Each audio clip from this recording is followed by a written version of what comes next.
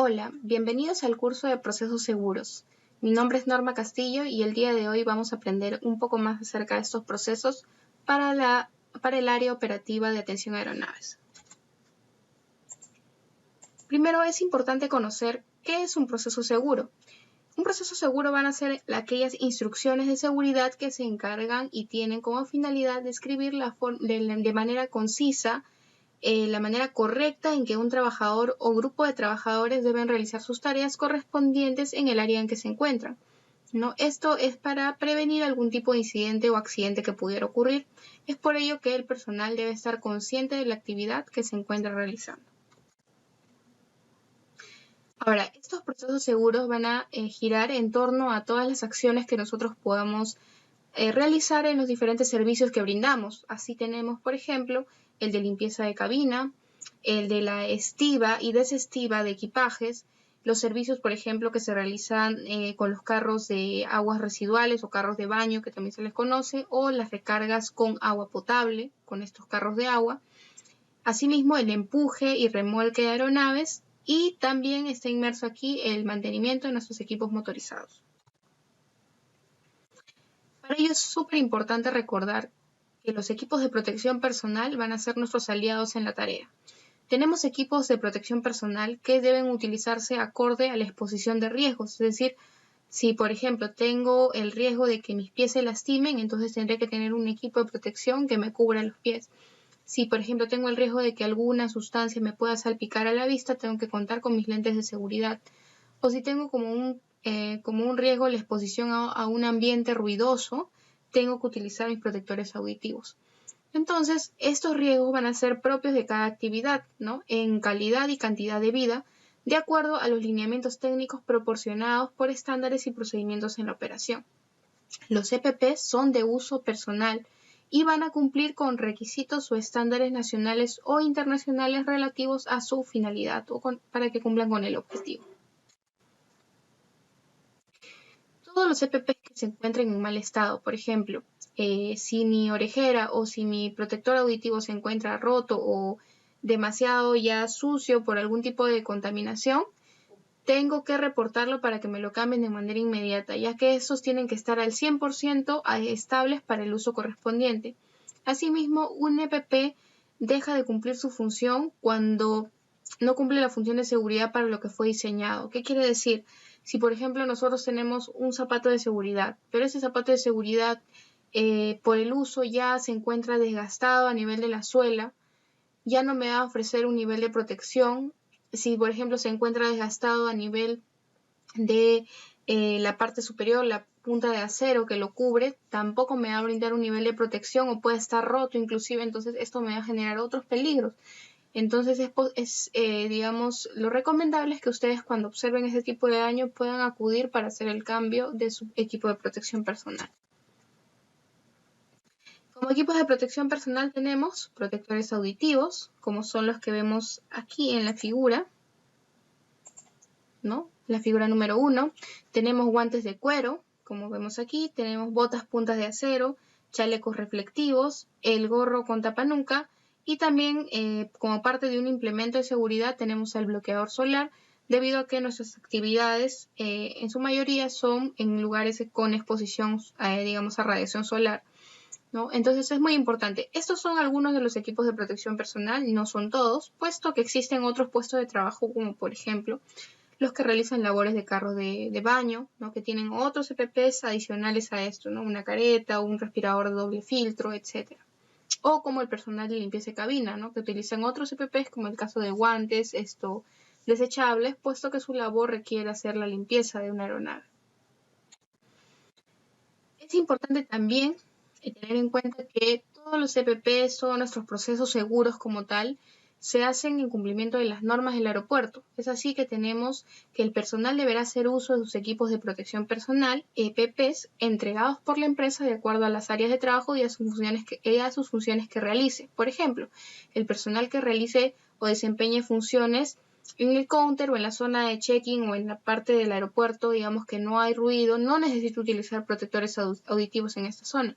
Pero si, por ejemplo, esta persona se desplaza hacia la plataforma en donde nosotros sí trabajamos con nuestros equipos motorizados, ¿no? Entonces ahí sí va a tener que hacer uso de sus protectores auditivos. El personal de operaciones de atención a aeronaves, por lo general su labor es netamente, digamos, dentro de la plataforma, ¿no?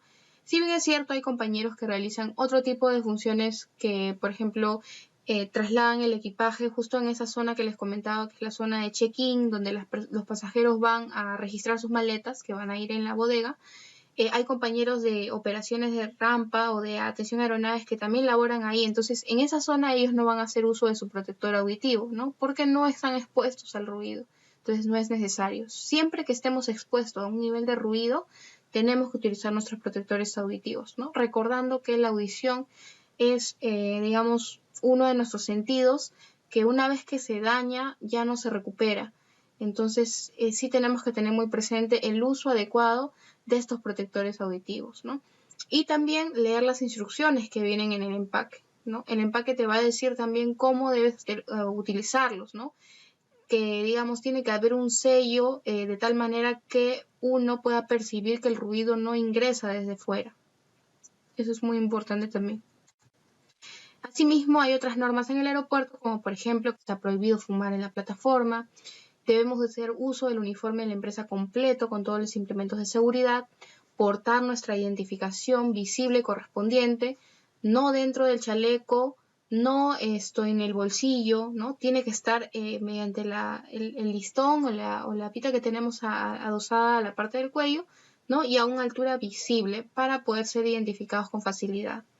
Trasladarse siempre por los senderos peatonales es una parte súper importante también, ¿no? Porque constantemente hay vehículos en movimiento, aeronaves en movimiento, buses en movimiento, entonces nosotros tenemos que trasladarnos específicamente por las zonas que están delimitadas en el aeropuerto, porque estas zonas son las más seguras para poder transitar.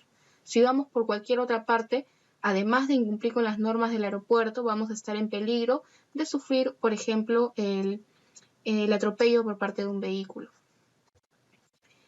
El área de maniobras, ¿no? Para acceder al área de maniobras tenemos que tener en cuenta que esta es una zona de restricción, es decir, solamente personal autorizado puede estar en esta área, ¿no? Importante, solo se podrá ingresar al área de maniobras previa coordinación y autorización de la torre de control.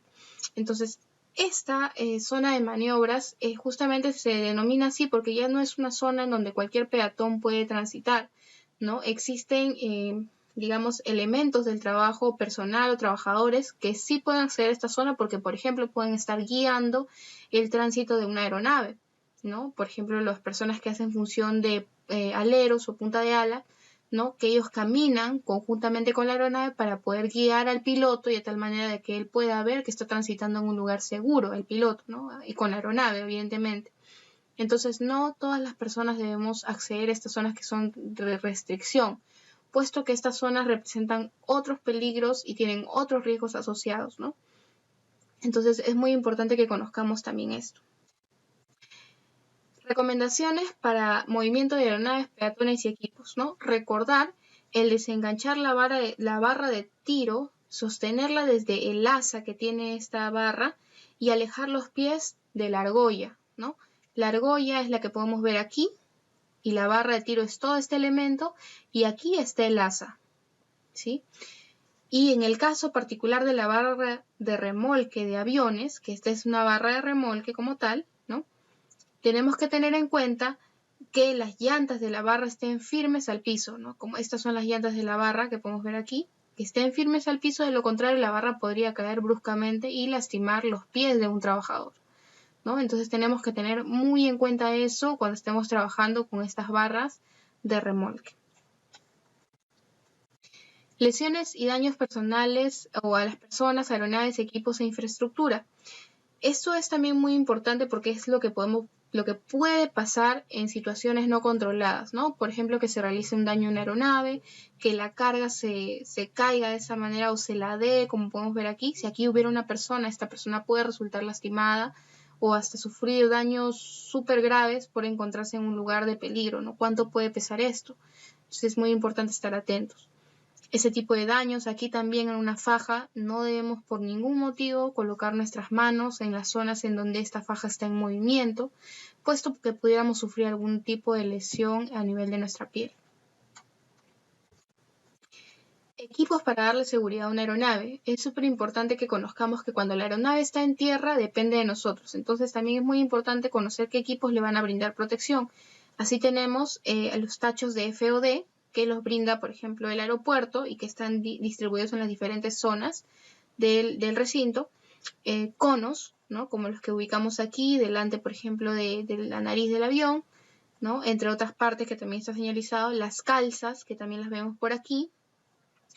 El extintor como tal está diseñado para estar como equipo para dar seguridad a nuestros equipos. No debe ser utilizado por ningún motivo en una aeronave. Eso también es muy importante para poder tenerlo en cuenta. Si se presentara alguna emergencia con la aeronave, tendremos que activar a los sistemas de emergencia del aeropuerto, ¿no? Pero no debemos hacer uso de un extintor que está ubicado en nuestro equipo para poder atender a una aeronave. Y la escalera de servicio, que también es importante para estos procesos en tierra. Proceso de atención a aeronaves, ¿no? Cuando llega la aeronave o antes de que llegue la aeronave, siempre tenemos que tener en cuenta realizar el briefing, ¿no? El encargado del vuelo realiza una pequeña reunión en la cual se debe realizar minutos antes de la llegada del vuelo a fin de proporcionar las instrucciones pertinentes para el personal. ¿Qué información se toca en el briefing? Por ejemplo, los requerimientos para el servicio, el número de vuelos de llegada y salida, la hora de itinerario de llegada y salida, la condición de la carga de llegada y salida, la cantidad y las posiciones del equipaje de llegada y de salida y otros requerimientos adicionales, ¿no? La revisión de todos los equipos de seguridad, es decir, que todos los trabajadores cuenten con su protector auditivo, que todos cuenten con sus guantes, que todos cuenten con el chaleco, la identificación debidamente portada, el uniforme, los zapatos de seguridad, etc. Asimismo, las asignaciones de las posiciones de trabajo, quiénes se van a ubicar en las diferentes posiciones en bodega, quién va a ser digamos, la posición de Marshall, quién va a estar de posición de aleros. Entonces, todo eso se toca durante el briefing. Todo personal que va a trabajar en la plataforma tiene que participar del briefing. Otro peligro que tenemos también dentro de las operaciones es el FOD, ¿no? Se considera FOD, en este caso, a todo objeto extraño que puede causar daño a una aeronave, sea por impacto o por ingesta de las turbinas. Estos pueden ser desde piedrecillas, fragmentos de asfalto, arenisca, puede ser hasta un animal vivo, ¿no? Hasta piezas metálicas desprendidas de otras aeronaves, vehículos o de los equipajes del pasajero, ¿no? Pueden hacer estas piezas metálicas que se desprenden y que finalmente pueden generar un daño muy grave a las turbinas o a los motores del avión. Este FOD se debe realizar antes, durante y después de cada vuelo, ¿no? Como podemos ver aquí, las personas se posicionan en fila y van recorriendo visualmente haciendo inspección en la plataforma para poder ubicar alguno de estos objetos que pudiera ser un FOD. El Beacon Light. El Beacon Light dentro de la aeronave o al exterior, perdón, de la aeronave va a ser estas luces que nos van a señalizar que aún los motores se encuentran encendidos, ¿no? Y que representan un peligro para las personas tanto que se acerquen de manera frontal como las personas que puedan transitar por la parte posterior de estas turbinas, ¿no? Todo personal deberá esperar el apagado de los motores, la luz beacon y la autorización del encargado de vuelo para ingresar al PEA, ¿no? Entonces no podemos nosotros lanzarnos o ir sin previa autorización a esta zona, ¿no? Y también no podemos exponernos al peligro sin que hayamos identificado que estas luces se encuentren ya debidamente apagadas. Durante el proceso de atención a la aeronave, dice, una vez que la aeronave se encuentra estacionada y que el encargado de vuelo de la autorización para el ingreso del personal, se procederá a colocar las calzas y luego los conos. De esta manera se le dará seguridad a la aeronave para que se mantenga fija y en una posición que no vaya a generar ningún tipo de daño o lesión tanto a otras aeronaves, a las personas o a un vehículo, ¿no? Las calzas es lo primero en colocarse para darle seguridad a la aeronave, como ya lo mencionamos. Colocación de equipos a la aeronave, ¿no? Los equipos son todos los, por ejemplo, acá vemos una faja, acá vemos una escalera. Todo equipo que se adoce a la aeronave deberá contar con un guía hasta su aproximación final, respetando una distancia mínima de 2 pulgadas entre el bumper, que es esta zona que está señalizada aquí, y el fuselaje de la aeronave, que es esta parte de acá.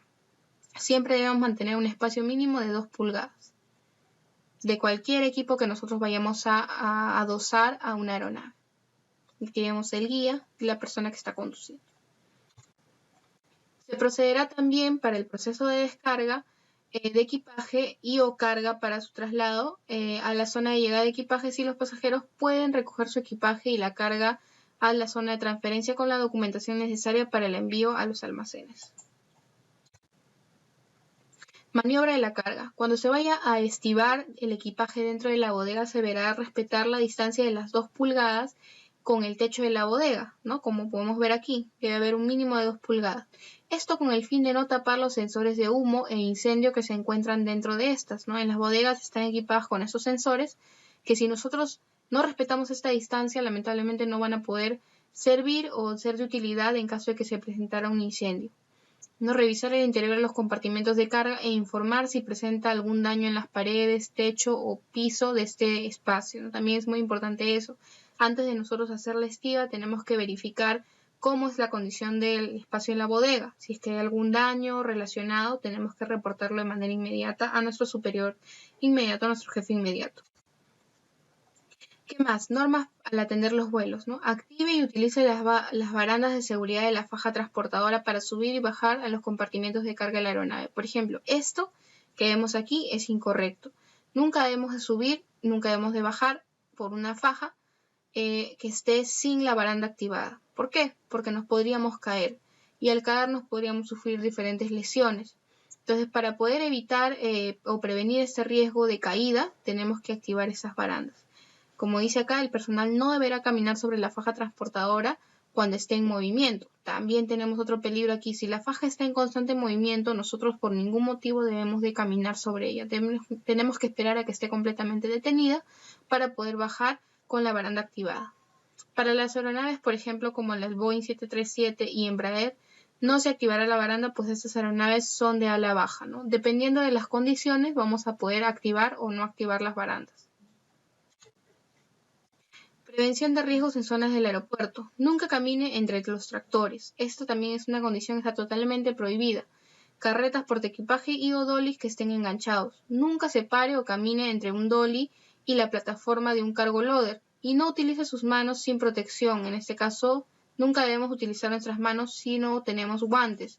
O nuestros pies si no tenemos botas con puntera, ¿no? Para quitar y poner el seguro de un dolly, por ejemplo.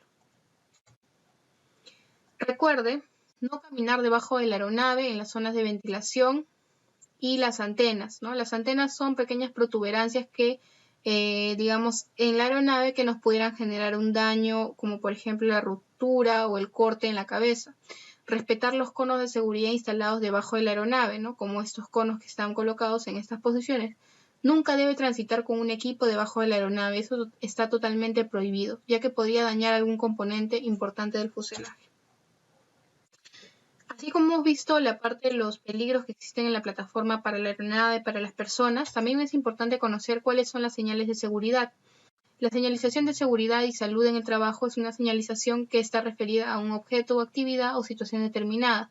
No proporciona una indicación o una obligación relativa a la seguridad y la salud de los trabajadores mediante una señal en forma de panel, un color, una señal luminosa o acústica, una comunicación verbal o una señal gestual según proceda, ¿no?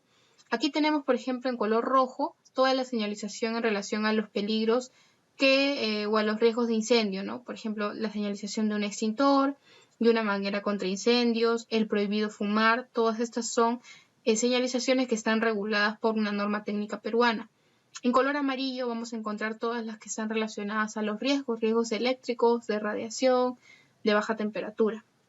En color azul estarán las señales que corresponden a EPPs, ¿no? Por ejemplo, uso obligatorio de un casco, uso obligatorio de botas de seguridad y uso obligatorio de guantes. La señalización en color verde estará referida a todas las señales de evacuación, de emergencia, ¿no? Como por ejemplo las salidas. Y este pictograma o este rombo que podemos ver aquí va a representar los diferentes peligros que puede tener una sustancia o un material, ¿no? Por ejemplo, aquí el color azul nos va a indicar que ese material tiene un nivel 1 en riesgo a la salud, ¿sí? Siendo del 1 en este caso, al 4. En el color rojo vamos a observar qué tan inflamable puede ser este producto o material, y en color amarillo qué tan reactivo o qué tanta radiación podría emanar o generar daño hacia las personas.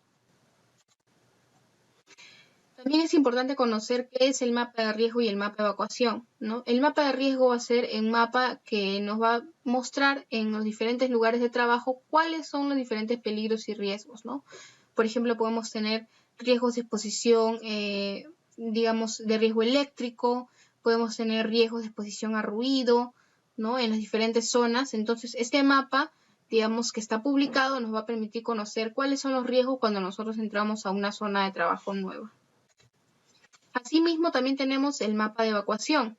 El mapa de evacuación va a ser, o plan de evacuación, consiste en definir el procedimiento y las rutas de evacuación para que las personas protejan su vida mediante el desplazamiento, digamos, realizando hasta lugares de menor riesgo, ¿no? Por ejemplo, si nosotros estamos en un nivel alto o en un piso superior, esta señalización o plano de evacuación nos va a indicar por dónde debemos de transitar, por dónde tenemos que evacuar y cuál va a ser nuestra área de seguridad para de esa manera poder estar seguros ante un sismo o ante un riesgo que exista en la organización. También es importante conocer qué es el Comité de Seguridad y Salud en el Trabajo, ¿no?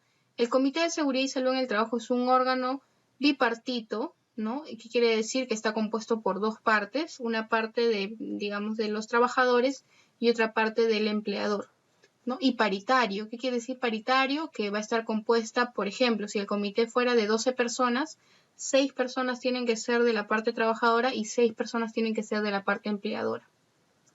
Constituido por representantes, como ya les mencioné, del empleador y de los trabajadores, con las facultades y obligaciones previstas por la legislación y la práctica nacional, destinado a la consulta regular y periódica de las actuaciones del empleador en materia de prevención de riesgos. En otras palabras, ellos son los responsables de reunirse para poder gestionar los riesgos, es decir, para poder investigar, para poder hacer inspecciones de seguridad, entre otras actividades. ¿Cuál es el objetivo principal del comité? El Comité de Seguridad y Salud en el Trabajo tiene por objetivo promover la salud y seguridad en el trabajo, asesorar y vigilar el cumplimiento de lo dispuesto por la reglamentación interna de seguridad y salud en el trabajo y la normativa nacional, favoreciendo el bienestar laboral y apoyando el desarrollo del empleador o, en este caso, del trabajo. Muy bien, entonces hasta aquí hemos visto cuáles son las normas del aeropuerto, hemos visto cuáles son los peligros y riesgos, también hemos visto qué es el mapa de riesgo, las señalizaciones, hemos visto el comité y ahora vamos a entrar a un punto importante que son las alertas operacionales. Estas alertas operacionales se generan a raíz de eventos que han surgido en la operación y que nos han demostrado que existen peligros y riesgos que tenemos que tener en cuenta algunas medidas preventivas para evitar su recurrencia. Por ejemplo, esta alerta roja, ¿no? Está relacionada a los riesgos durante la estiva de equipajes, que es algo que habitualmente nosotros realizamos, ¿no? ¿Cuál es el riesgo? Durante la estiva de equipajes, en este caso para una aerolínea, un grupo de colaboradores se encontraba realizando la estiva en la bodega delantera de la aeronave. Para realizar dicho proceso con mayor rapidez, se aumentó la velocidad de la faja transportadora. Esto que ocasionó que las maletas, al ingresar con mayor rapidez a los compartimentos de carga, ocasionó que nuestro personal apure sus movimientos. ¿Y cuál fue esta consecuencia a raíz de este cambio o de esta condición, ¿no? La maleta impacta con la mano derecha que generó lesión en la mano de nuestro colaborador. Entonces, ¿aquí qué tenemos? Un problema, ¿no? Porque hemos generado una lesión a causa de que hemos acelerado el movimiento de nuestra faja transportadora. ¿Cuáles serían las acciones preventivas? Hacer un briefing antes de iniciar las operaciones, realizando un recordatorio de los riesgos que genera la aceleración de estas fajas transportadoras, ¿no? La velocidad de la faja solo debe ser incrementada si tenemos más personal que nos puedan facilitar este trabajo. El líder asignado deberá supervisar constantemente que no se vaya a hacer un uso inadecuado de este acelerador en la faja y si se observa acumulación de los equipajes deberá estar alerta y detener el envío de los equipajes. Siempre tiene que haber una persona durante la supervisión de la faja, ¿no? Para evitar justamente que se vaya a manipular inapropiadamente. De preferencia mantener a la velocidad media y hacer el trabajo de manera ordenada para poder evitar lesiones en los trabajadores. Acá hay otra alerta roja también relacionada a la inspección y al uso de EPPs, ¿no? En este caso con las escaleras de 6 pasos. Aquí indica, ¿no? Durante la atención de la aeronave que se estacionó en el PA2, un colaborador de mantenimiento en línea, en este caso un técnico aeronáutico, se encontraba realizando una inspección 360 a la aeronave cuando se percató de una mancha que aparentemente era sangre por impacto de ave en la parte delantera del lado derecho del avión, entre la puerta de servicio y el cockpit, ¿no? Para limpiar la mancha, el colaborador procedió a subir haciendo uso de una escalera de 6 pasos que se encontraba en este punto. Este contaba con 2 guantes de látex, alcohol y un trapo, ¿no? Habiendo terminado con el trabajo, el colaborador procedió a bajar la escalera apoyándose de esta, y es ahí donde parte de la estructura que se encontraba sin soldar le corta parte de la mano derecha, ¿no? Sufre un corte superficial, ¿no? Acá podemos ver que hay una parte de la escalera que tiene un borde sobresalido. Entonces, ¿qué nos indica esto? Que las personas cuando podemos agarrar una escalera, esta también tenemos que hacer una inspección 360 de nuestro equipo para verificar que no exista algún daño que nos pudiera ocasionar, ¿no? Por ejemplo, como acción preventiva, al identificar equipos en mal estado, estos deberán ser reportados al área de mantenimiento a fin de que se les brinde el mantenimiento correctivo necesario. Asimismo, el personal deberá utilizar EPPs adecuados durante la ejecución de sus tareas e informar de cuando uno de los equipos de protección se encuentre en mal estado, ¿no? Adicionalmente, como dice acá, siempre tenemos que estar en constante reporte. El área de mantenimiento también tiene que velar porque los equipos en operación se encuentren totalmente seguros, ¿no? Y nosotros contribuir al cuidado de los equipos también para que estos no se vayan a deteriorar, digamos, antes del tiempo establecido o determinado por desgaste natural, ¿no? Aquí podemos ver filos en las escaleras que están sin soldar. Eso también es otra alerta roja que nos indica, por ejemplo, el instructivo para el correcto uso, para la forma correcta de subir y bajar por la faja transportadora, ¿no? Al levantar la baranda de seguridad de la faja transportadora ubicada en la bodega delantera, esta se resbala y retrae hacia abajo. Es decir, se levanta digamos, este mecanismo que es la baranda y inmediatamente esta cae, ¿no? Lo que ocasiona que un trabajador se atriccione en su mano izquierda o sufra un golpe en su mano izquierda, ¿no? Tenemos que tener mucho conocimiento del alto riesgo que debemos de percibir si efectuamos una mala operación o incumplimos el procedimiento establecido por nuestra empresa. Por seguridad e integridad física y personal debemos seguir paso a paso todos los procedimientos de seguridad necesarios para llevar a cabo la operación efectiva.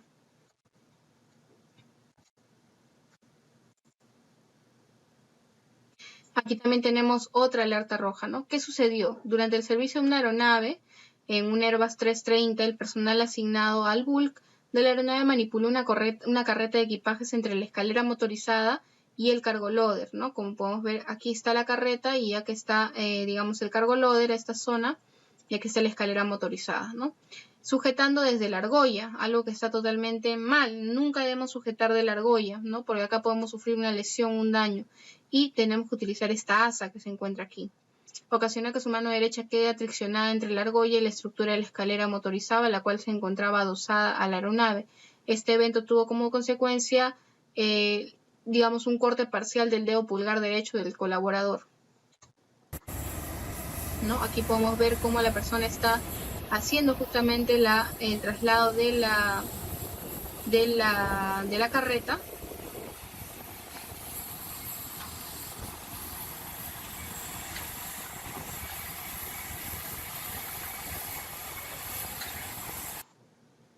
Y se posiciona de esta manera, ¿no? Lo cual le generó este daño. Entonces, ¿cuáles serían las acciones correctivas? Cuando estimemos carga al bulk, ¿no? De la bodega de la aeronave de fuselaje ancho, en este caso se deberá tener en cuenta que utilizar el equipo de protección personal en todo momento para la manipulación, es decir, nuestros guantes, ¿no? Sujetar la barra de tiro de la carreta desde su manija y no desde la argolla, que esta es la manija de acá. Efectuar el acercamiento de la carreta de equipajes en retroceso teniendo en contacto visual con una persona guía, ¿no? Nunca hacer lo opuesto, ¿no? En este caso es esta persona, en vez de colocar la carreta de esta manera, ¿no? Utilizando, digamos, la parte haciendo empuje, ¿no? Hizo el arrastre de la carreta en una posición inversa a la que vemos aquí.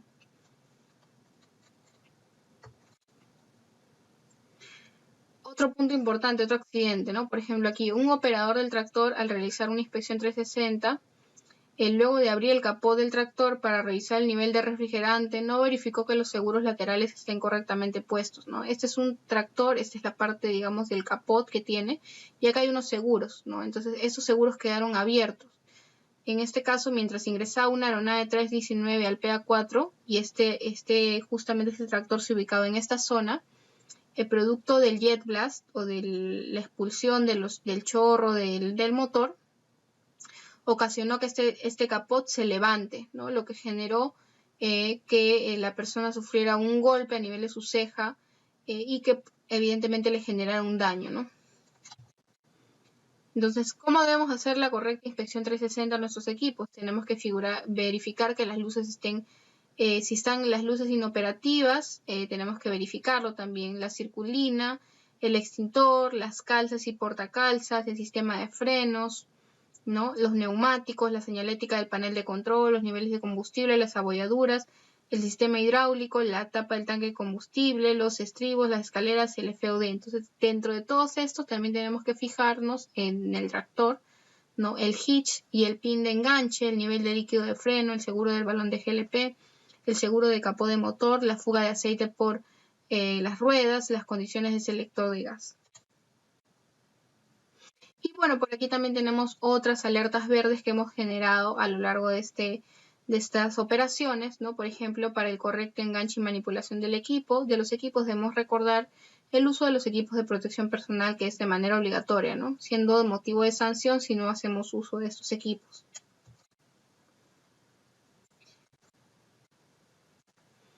También tenemos que tener en cuenta el correcto traslado de los equipajes en los coches portaequipajes, ¿no? Nunca podemos hacer este tipo de maniobras, ¿no? Como podemos ver aquí, o este tipo también de maniobras. Eso está incorrecto.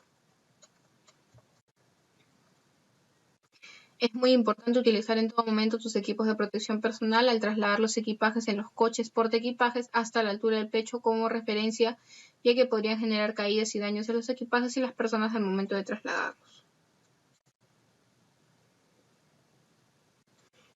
Aquí también tenemos que tener en cuenta que en este caso la ejecución del walk around o el 360 en las aeronaves, ¿no? A la llegada de una aeronave y antes de la salida, el líder o la persona asignada debe realizar el walk around, ¿no? Que significa caminar alrededor de la aeronave. Si se detecta cualquier anomalía en el avión, tales como daños, derrames de fluidos, etcétera, deberá comunicarse al personal de mantenimiento o al supervisor de turno para realizar la inspección en el área y que ésta quede registrada en el expediente de cada estación. En el walk around que podemos revisar también que las mallas estén bien colocadas en los compartimentos delanteros y posteriores, que los portalones estén cerrados, que los paneles de abastecimiento como de agua y en ese caso de la zona de aguas residuales que estén debidamente cerrados y sin derrames, verificar que no haya daños donde instalaron equipos de apoyo, ¿no? Por ejemplo, donde se puso la escalera no debe haber ningún tipo de daño, donde se puso la faja tampoco debería haber algún daño o golpe. ¿Qué más? Para los aviones, por ejemplo, en este caso de la compañía Viva Air, también deberá de realizar la revisión del panel de programación de combustible, verificando que esté correctamente cerrado, ¿no? El panel de combustible, como se observa en la imagen, está a poca distancia de la puerta de la bodega delantera. Y bueno, con esto hemos revisado un poco acerca de cuáles son los procesos seguros para las operaciones de atención de aeronaves en tierra. Muchas gracias por su atención.